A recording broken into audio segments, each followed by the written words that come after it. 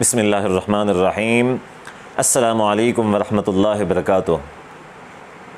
मोहतरम नाज़रीन, हुर्मत रसूल सल्लल्लाहु अलैहि वसल्लम के हवाले से हमारे मुल्क पाकिस्तान की जो सूरत हाल बनी हुई है वो इंतहाई ख़तरनाक और परेशान कुन है। पिछले मौके के ऊपर इसी हुकूमत ने खादिम रिजवी साहब के साथ मुआहदा किया था कि हम फ़्रांस के सफ़ीर को मुल्क बदल कर देंगे, लेकिन हुकूमत पाकिस्तान ने उस वादे की ख़िलाफ़ वर्जी की। अब इसी तरह दूसरा मुआहदा उनके बेटे हाफ़िज़ साद रिजवी साहब के साथ किया। असम्बली के अंदर करारदाद पेश करेंगे और असम्बली के ज़रिए से हम फ़्रांस के सफ़ीर को मुल्क बदल कर देंगे। अब सूरत हाल को आपने देखा कि हुकूमत ने असम्बली के अंदर सरकारी तौर के ऊपर करारदाद पेश करनी थी असम्बली के अंदर, तो हुकूमत ने करारदाद पेश नहीं की, बल्कि एक प्राइवेट मेंबर की तरफ से करारदाद पेश की गई।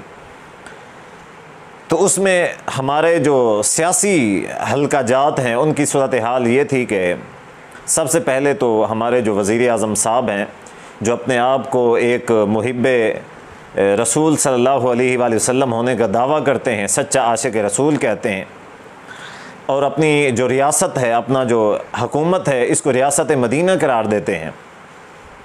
जबकि दूसरी तरफ उनकी सूरत हाल ये है कि पिछली मर्तबा उन्होंने आसिया को, जो मलऊना आसिया थी, उसको रिहा करवाया और बाहर मुल्क पहुंचाया। और जब बाहर मुल्क के दौरे पर थे तो उन्होंने इंटरव्यू के दौरान ये कहा था कि मैंने एक छोटा सा तबका जो मुल्क पाकिस्तान के अंदर वायलेंट है, जो पुरतशद्दुद किस्म की कैफियत का हामिल है, तो हमने उसको कुचला, उसको दबाया और हमने आसिया को बाहर मुल्क भेजा। तो अपनी कारकर्दगी का इजहार कर रहे थे। हमारे वज़ीर आज़म साहब जब मुल्क पाकिस्तान के अंदर होते हैं तो अपने आप को सच्चा आशिक रसूल, एक अच्छा पक्का और मुत्तकी मुसलमान साबित करने की कोशिश करते हैं, लेकिन जब बाहर चले जाते हैं तो उनके यहाँ फिर उनके जितने भी कारनामे होते हैं वो सारे के सारे उनके सामने खोल के बयान करते हैं और अपने आप को यहूदी होने का या यह कि उनका अपना होने का दावा करते हैं। जैसा कि कुरान मजीद में मुनाफिकीन की एक मिसाल बयान की गई है कि जब मुसलमानों के साथ होते हैं तो कहते हैं हम तो मुसलमान हैं, वइज़ा खलो इला शयातीनिहिम, और जब अपने शयातीन जो गैर मुस्लिम होते हैं, जो मुनाफिकीन किस्म के शयातीन किस्म के लोग होते हैं, उनकी असल पार्टी के, जब उनके साथ मिलते हैं, उनके पास जाते हैं, तो फिर ये कहते हैं कि हम तो आपके हैं, हम उनके साथ तो मजाक कर रहे थे। तो यही सूरत हाल बनी हुई है। तो असम्बली के अंदर प्राइवेट मेंबर की तरफ से करारदाद पेश की जाती है और उस करारदाद के अंदर असम्बली के अंदर वज़ीर आज़म साहब मौजूद नहीं होते, जो सच्चे आशिक रसूल हैं, जो ये कहते हैं कि मैं पूरी दुनिया को लीड करूँगा इस हुर्मत रसूल सल्लल्लाहु अलैहि वसल्लम के प्लेटफॉर्म के ऊपर, लेकिन वो इसी असम्बली, पाकिस्तान की असम्बली के अंदर करारदाद पेश होने के वक्त मौजूद नहीं होते। अब दूसरी एक बड़ी पार्टी जो पीपल्स पार्टी है, उन्होंने सिरे से इनकार कर दिया।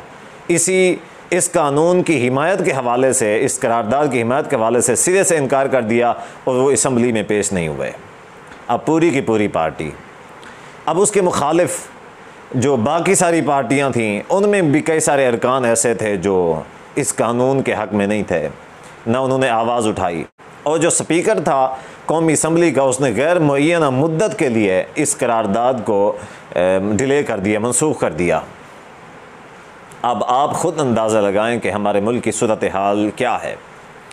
हमने किस तरह के लोगों को वोट दिया है, किस तरह के लोगों का हमने इंतखाब किया है, जो हमारे इस्लाम के दुश्मन हैं, हमारे ईमान के दुश्मन हैं, जो अल्लाह और अल्लाह के रसूल सल्लल्लाहु अलैहि वसल्लम की ज़ात के ऊपर ईमान नहीं रखते।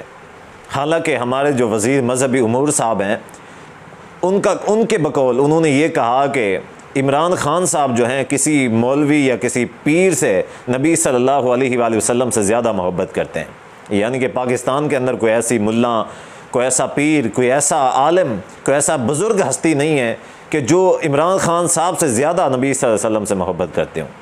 अब देखें बातें कैसी हैं और अमल और किरदार कैसे हैं।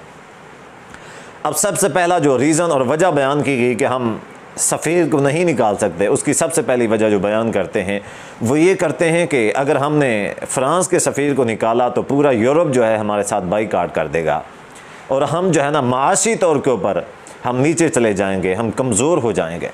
हालांकि कुरान मजीद के अंदर सूरह तौबा के अंदर अल्लाह तबारक व तआला का फरमान है, या अय्युहल्लज़ीना आमनू इन्नमल मुश्रिकून नजसुन फला यक़रबुल मस्जिदल हराम बअद आमिहिम हाज़ा व इन खिफ्तुम आइलतन फसौफ युगनीकुमुल्लाहु मिन फ़ज़ली।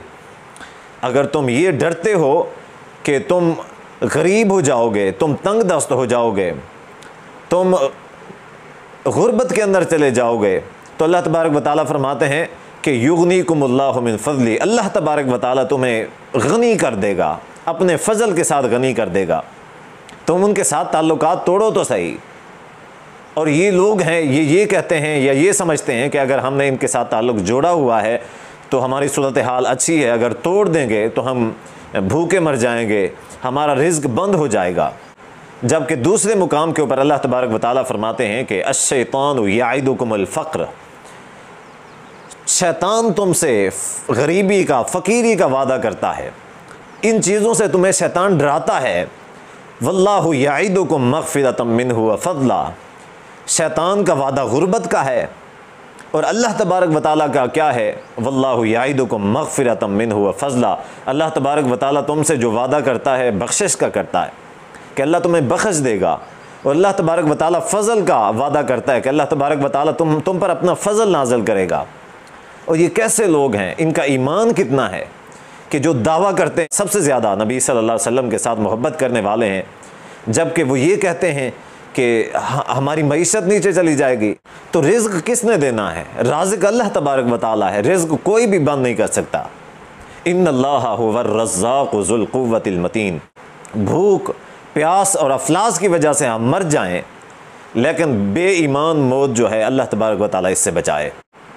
तो मैं अपने पाकिस्तानी भाइयों को दावत फ़िक्र देना चाहता हूँ कि खुदारा वोट देने से पहले ज़रा गौर कर लिया करें, ज़रा सोचो विचार कर लिया करें कि हम किस तरह के लोगों को वोट कास्ट कर रहे हैं, किस तरह के लोगों को हम पाकिस्तान की हुकूमत, मुल्क पाकिस्तान की बाग दौड़ देने जा रहे हैं। कहीं ऐसा ना हो कि ये हमारी मईशत को तो इन्होंने कमज़ोर करके रख दिया है, हमारे ईमान के साथ भी ये लोग खेल रहे हैं। तो अल्लाह की कसम, ये हमारे आमाल की सज़ा है, जो हमने आमाल किए हैं। यकीनन ये अल्लाह तबारक व तआला की नाराज़गी की वजह से हमारी ये सूरत हाल बनी हुई है।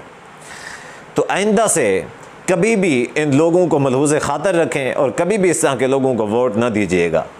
और यकीनन अगर अगली बार भी हम इस तरह के लोगों को जितवाएं, इस तरह के लोगों को वोट दें, तो क़यामत के दिन नबी सल्लल्लाहु अलैहि वसल्लम की शफ़ाअत तो दूर की बात है, हम अल्लाह के रसूल सल्लल्लाहु अलैहि वसल्लम की बद्दुआ और रसूलुल्लाह सल्लल्लाहु अलैहि वसल्लम की शिकायत के मुस्तहिक़ ठहरेंगे।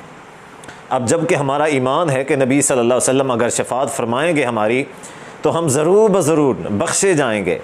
लेकिन उसके बरअक्स ये है कि अगर नबी सल्लल्लाहु अलैहि वसल्लम हमारे लिए बद्दुआ करें, हमारी शिकायत करें अल्लाह तबारक व तआला की बारगाह में, तो यकीनन उसका भी फिर यही अंजाम है कि ज़रूर ब-ज़रूर हम पकड़े जाएंगे और अल्लाह के नबी सल्लल्लाहु अलैहि वसल्लम की बद्दुआ के बदले में अल्लाह के गज़ब का निशाना बनेंगे।